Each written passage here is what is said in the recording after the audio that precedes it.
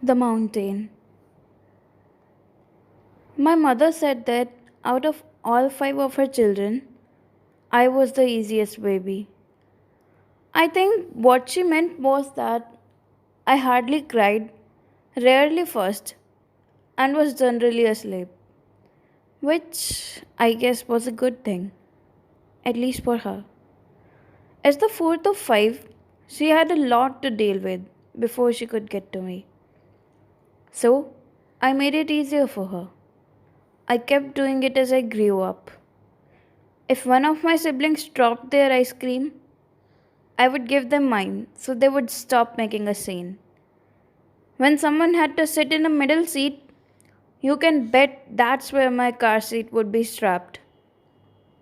In fifth grade, when Clara Gomes stole my cookie from my lunchbox, I just shrugged and ate my carrot sticks. My nickname was Montanita, Little Mountain, because I was never moved, never bothered, always calm. In seventh grade, I broke my leg, but I didn't tell anyone for 3 days. I just gritted my teeth and hopped along until my father found me crying on the bathroom floor. He took me to the hospital and bought me a cast we couldn't afford. And when the kids at school called me a cripple, well, you can guess what I did. In high school, my little sister Sophia was getting picked on by some boys. I pretended I didn't see it happen, but that night I switched out her two small uniform skirt for mine. She stopped getting teased, and I wore pants for the rest of the year.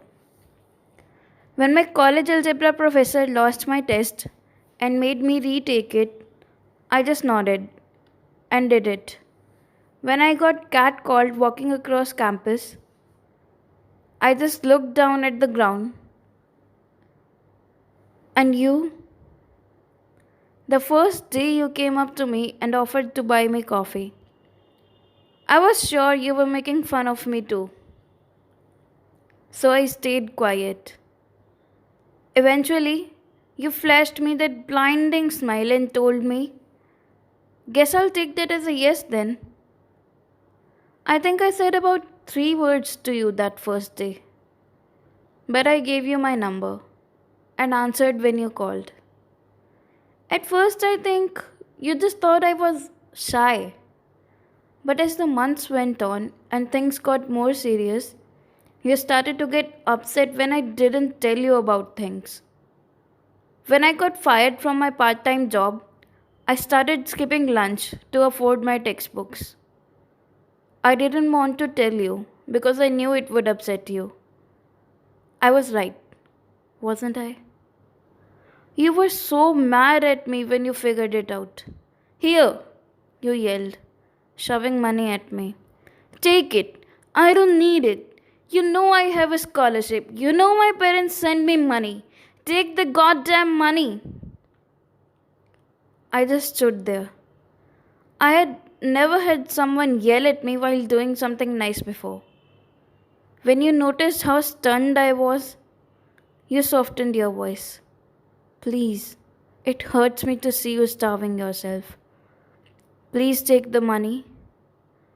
For the first time ever, I talked back. Why? You laughed at me. "Because I love you, you idiot." I took the money, but snuck most of it back into your wallet. That night, when you were asleep. For most of the time we dated, we never fought. Even when one of your friends tried to tell me you cheated on me. When he tried to tell me, I just stared at him. I didn't cry or yell or demand any kind of proof. That freaked the friend out a bit. He kept trying to convince me, but I stayed so calm, he eventually gave up and told me the truth. Later, you told me you couldn't believe how amazing I was to trust you so much. The truth was, I had no idea if it was the truth or not. I just didn't react because I knew if I reacted, it wouldn't change the outcome. And I'd learned that staying calm in situations like that gave me the power. Our marriage too had very few fights. If you didn't take out the trash like you said you would, I did it. And when you noticed I had done your chores, you felt so bad that you would do some of mine to make it up.